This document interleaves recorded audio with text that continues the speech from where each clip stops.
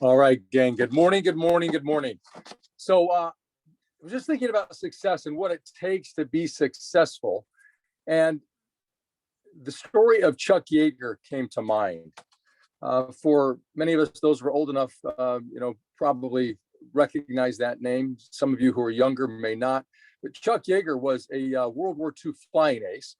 He had 5 kills in one day during a dogfight in World War II, and had 13 overall kills. One of the most notable flying aces in history, and he was probably the most notable pilot of the 20th century, probably of the 20th and 21st century, because of what he accomplished in aviation. The man flew over 150 planes, different types of planes. So talk about diversity of skill.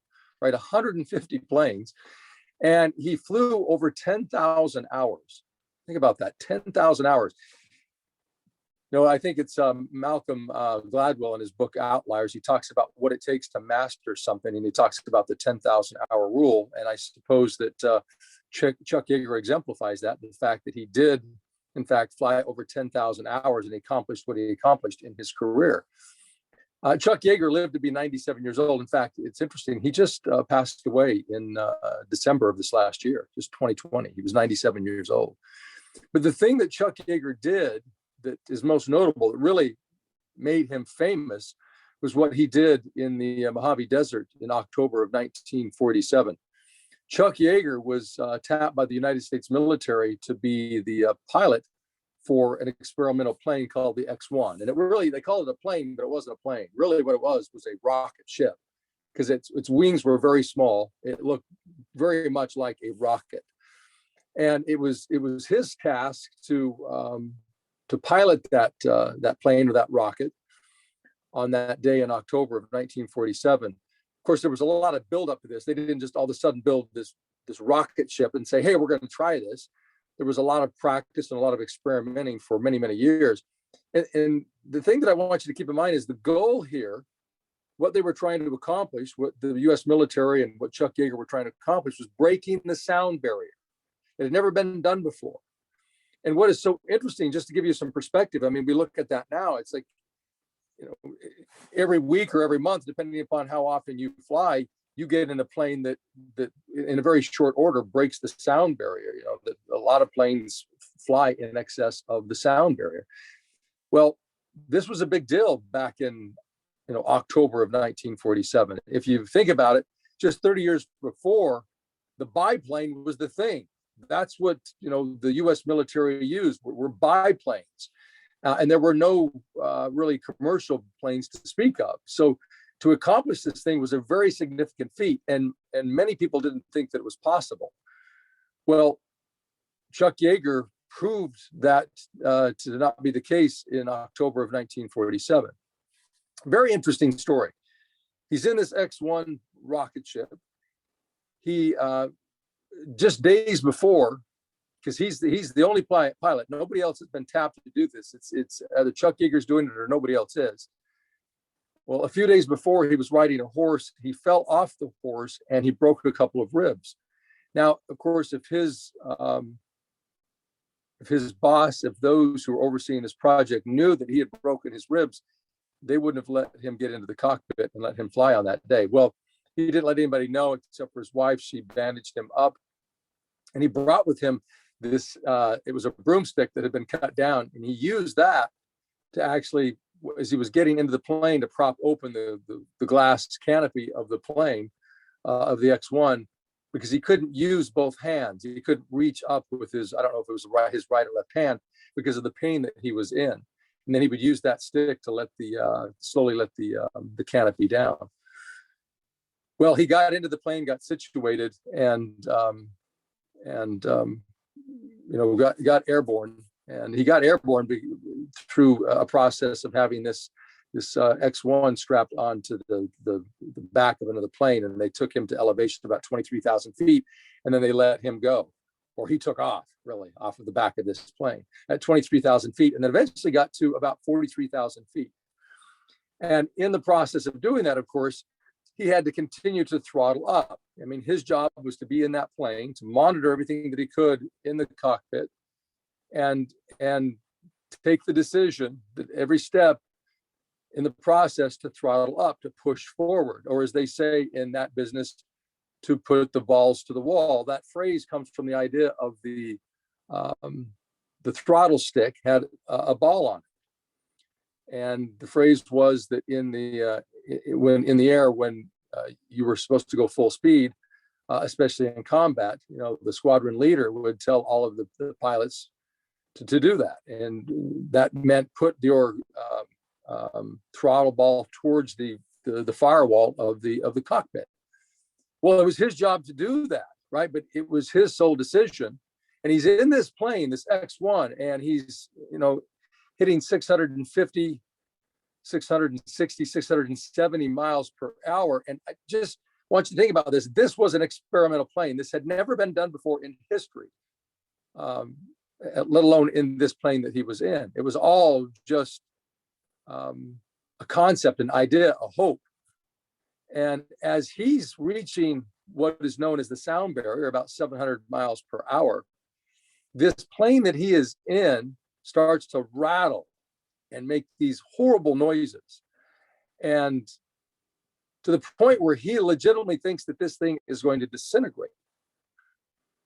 Literally begins to just shimmy and shake and make these horrible noises that he was not prepared by those who had made it, that it was going to make. You have to think about that. Put yourself in that situation. You're Chuck Yeager in this experimental plane at 43,000 feet, traveling at a pace that no other human being has ever traveled before. And you have to take the decision to either throttle up or throttle back. And he's hitting 650 miles an hour, 660, 670. Well, he gets up to just under 700 miles an hour and he starts counting it off. 690, they hear, radio control hears him say, 696, 697. And as he gets close to the sound barrier, the radio transmission starts to get fuzzy, starts to get a lot of interference and a lot of static. And they can't quite hear Chuck Yeager. They can hear that he's speaking, but it's not quite audible. And he gets to about 697, 98, and radio transmission dies. Ground control believes that they've lost connection with Chuck Yeager because immediately after that, they hear an explosion. The concern is possibly that the plane exploded. Within a fraction of a second after they hear the explosion, this boom, they hear Chuck Yeager say 700 miles an hour, 701, 702. Chuck Yeager on that day in October of 1947 in the Mojave Desert broke the sound barrier. Had never been done before, gang.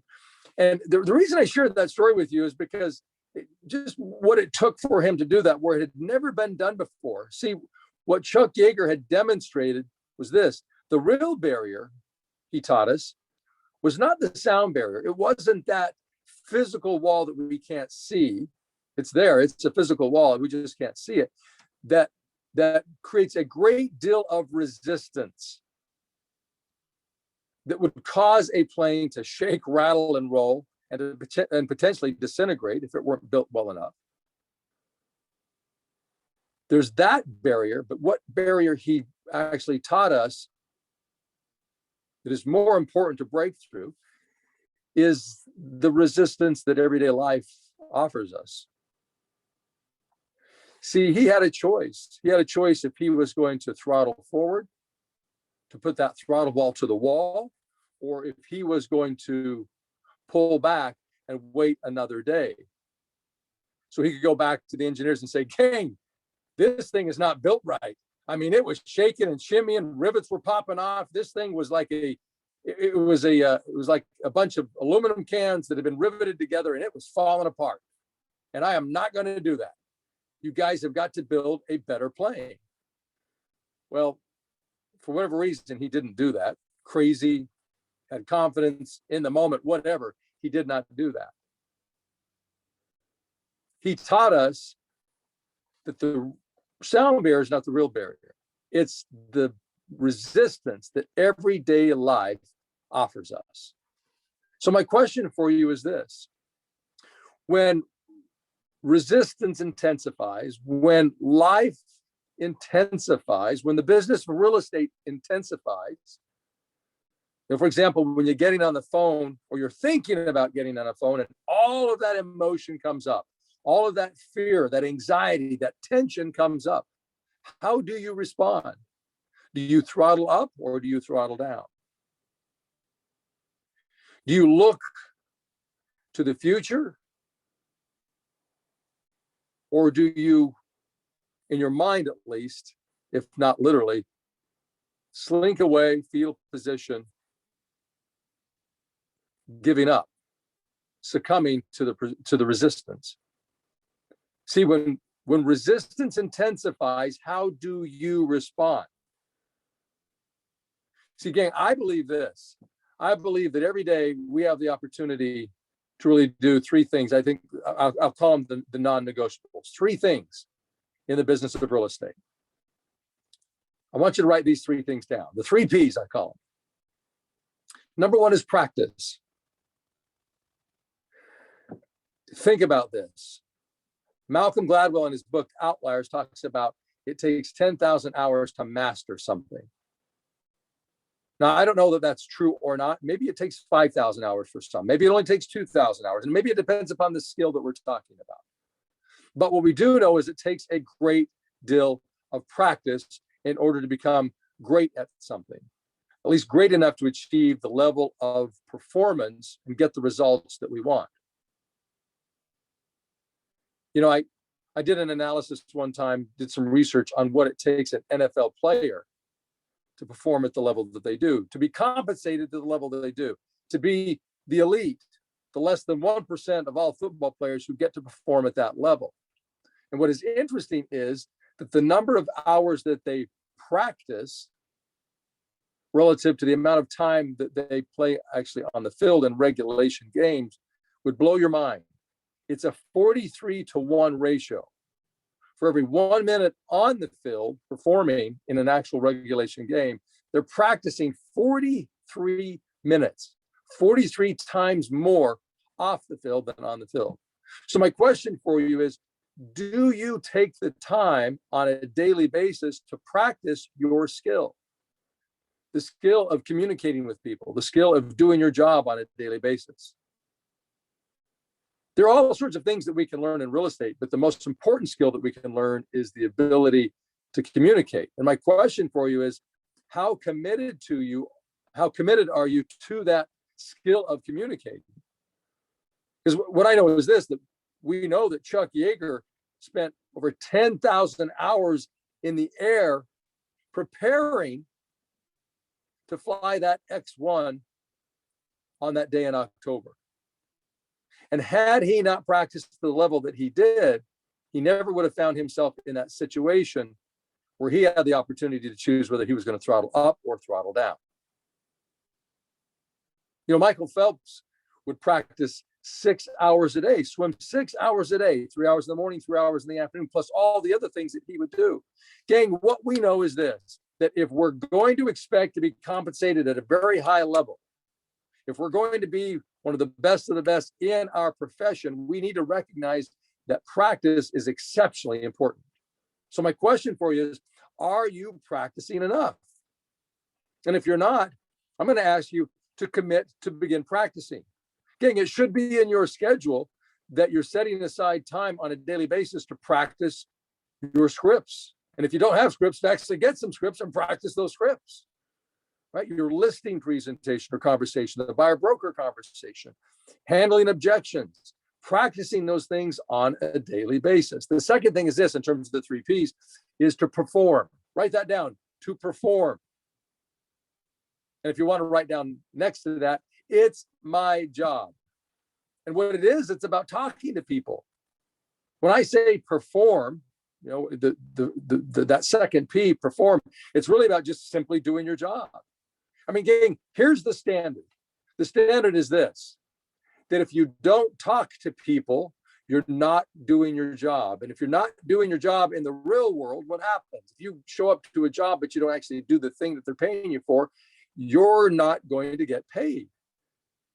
So the thing that I want you to ask yourself is this. Just look at the last week. And if you were on vacation last week, or your last week wasn't a normal week, then look at the last week that was a normal work week. I want you to ask yourself this question. How many days of that 5-day week did I prospect, where I actually picked up the phone or went out and knocked on doors and talked to people? And when I say prospect, I don't mean mailing out something, right? Sending a text. No, I'm talking about person to person on the phone, or knocking on doors, or in California, because we're not there yet, dropping things on doors and then picking up the phone and calling those people. Gang, it's absolutely necessary that if we're going to get paid, we have to perform. See, it was absolutely necessary for Chuck Yeager, in order to break the sound barrier, that he had to get in that cockpit. Well, your cockpit, I call it the performance chamber. That performance chamber is your office space, your cubicle, or your office, your desk, standing up, talking on the phone, talking to people, or getting out into the neighborhoods and knocking on those doors, door dropping, talking to people, gang. So number one, practicing. Number two, performing. And then the final one is this. And this is the key, because anybody can practice. A lot of people will get ready, so that when they're ready, they'll be ready, right? And some of you know what I'm talking about. And anybody can perform once. Anybody can get out there and say, well, I tried it once. Right? I tried it once. I tried it twice. I tried it for a couple of weeks. I even tried it for a couple of months. And it didn't work for me. Well, I want you to write down this word. Persist. Persist. It's about persisting. Okay, I want you to think about this. The great equalizer in life. The great equalizer. The thing that will equalize and make a rookie just as good as a vet who's been in the business for decades is persistence. I can show you case after case after case after case of rookies who outperform veterans in their first year. I can show a rookie in their first year who will outperform a veteran who's been doing the business for 30 years. And I'm talking about veterans who do really well. How is that possible? Well, it's persistence. It's persistence. It's showing up and doing the same thing that we know has to be done, practicing and talking to people consistently every single day. Doing it at a level of at least 80%, 4 out of 5 days, or 8 out of 10 hours that you commit to. Doing it consistently every single day. You know that this, I've shared this story just recently, but I want to share it again very quickly because it really exemplifies this, gang. We're going to finish on this. The story of the piano virtuoso who goes in and performs for a group, a civic group, and they all watch this pianist, this concert pianist, just for 30 to 45 minutes, just absolutely like destroy and handle this piano. It's like amazing job. She gets done playing this piano, and they all give her a standing ovation. And then they all sit down and they begin to chat. And one of the people in the audience says to the performer, "I would give anything to play the piano like you just did." And the virtuoso looked at her and said, "No, you wouldn't." And the woman was shocked, and she said, "No, I really would." And the virtuoso said, "No, you wouldn't." She said, "Look, I don't mean to be abrupt or to be rude, but the fact is that if you were willing to pay anything to play the piano like me, you would already have done that." Gang, if you expect to make a lot of money in real estate, then you have got to expect of yourself that you're going to practice a lot, and that you're going to perform a lot, and that you're going to persist every single day. Remember, practice, perform, and persist. See, those were the things that exemplified a Chuck Yeager. The only reason The only reason that he was able to break the sound barrier on that day in 1947 is because all of the work that he did prior to that, it was not luck. It was because he practiced consistently, because he performed, he got into his performance chamber consistently, and he persisted regardless of the resistance. Even when resistance was at its greatest. And here's the crazy thing, that Chuck Yeager could have died in that moment on that day in October of 1947. He had a choice: potentially break the sound barrier or potentially lose my life. What am I going to do? Now, gang, I don't know about you, but I can't imagine that you taking the decision to get on the phone or knocking on a door is as critical as the decision that he had to take. None of us is at risk of dying because we're picking up a phone. At least as far as I know. You might feel like you're going to, but gang, you're not. You're not. So remember, practice, perform, and persist. Make certain you look at your schedule this week. Make certain you are consciously saying, okay, I am going to practice for a half an hour every day your scripts. And then you're going to perform. You're going to door knock, or you're going to call people, and set aside the time, the 2, 3, 4 hours, whatever it is. Set the time to do that. And then to do it consistently, be held accountable to that. Tell people what you're committing to and follow that schedule. And I promise you, if you will do this consistently over time, you'll break your own sound barrier. You will break the barriers. And you'll go from flying a biplane to flying a rocket ship that can break the sound barrier. You're capable of doing that. You are a Chuck Yeager, but you have to do what a Chuck Yeager does. And if you will, I promise you, it'll be smooth sailing once you break through that barrier. All right, gang.